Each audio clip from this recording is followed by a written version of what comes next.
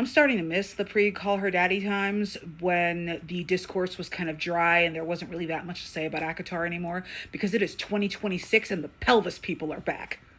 Generally, I'm pretty good at dealing with theories and with ideas that I vehemently disagree with, and I'm generally very good and very chill about those things, but you just brought pelvis people theory to a person who is legitimately about to go into an ultrasound for my umpteenth ultrasound this year because of fertility issues tomorrow. So you know what? The gloves are off today.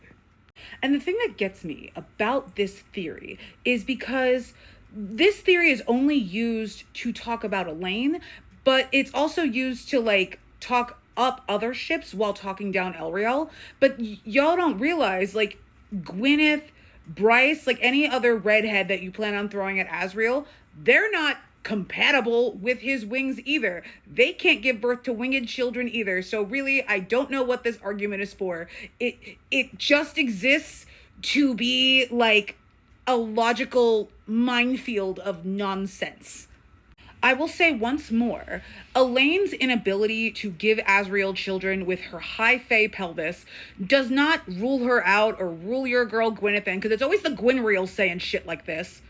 And I just want to sit down all the pelvis people and tell them this doesn't rule in your girl either. Gwyneth still has a high fae lady pelvis. It's not fitting. The baby's not fitting through there.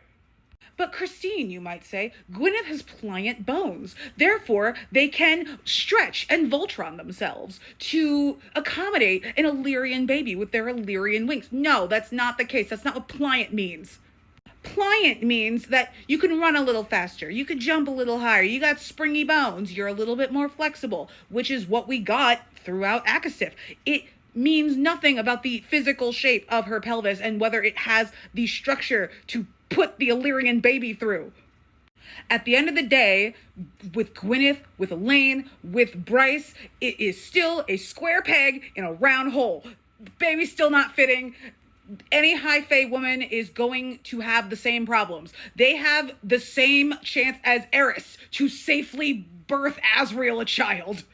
This is just me covering logistic, physical issues, because on a fundamental level, pelvis theory is not romantic, and I don't know why pelvis people think that the reasoning of Elaine not being able to give Asriel children in that way is in fact a romantic thing for a romance series to do. No, absolutely not. Not only is it just incredibly unromantic and not in the spirit of anything that SJM has written before this, because she has a lot of talk about there's other ways to make a family and there's other ways to have children, and biological children isn't the end all be all of everything. This would just be a complete about face on that, and it would undercut all of her thematic work for basically everything that she's ever done. So I don't think she's going to do it.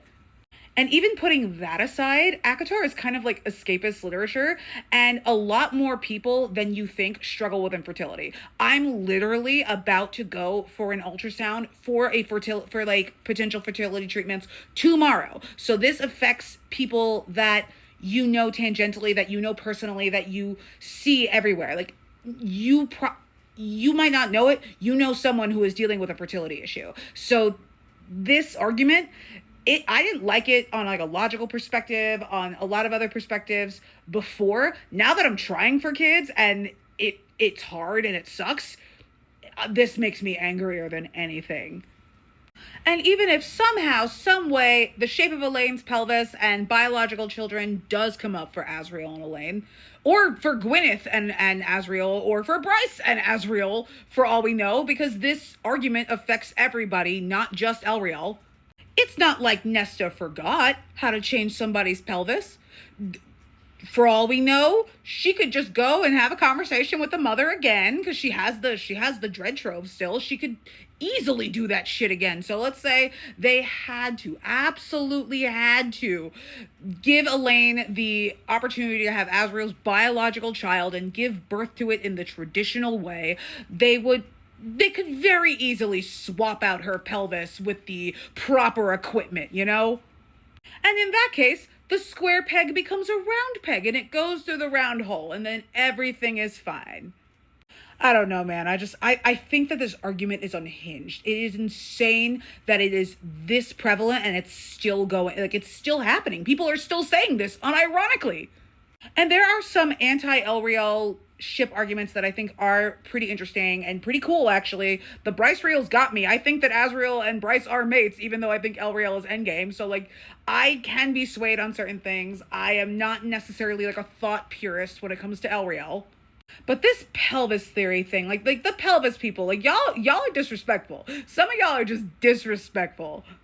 And I got to come to the conclusion that pelvis people just don't realize that these issues are real and people have issues like this. They might not have, pelvis people issues, but they have fertility issues and it does impede their ability to have children. It is actually really difficult to get pregnant, even if there is like nothing wrong with you. As far as I know, I don't have anything wrong with me. They haven't found anything wrong with either of us yet. So for all we know, this is just not happening for us.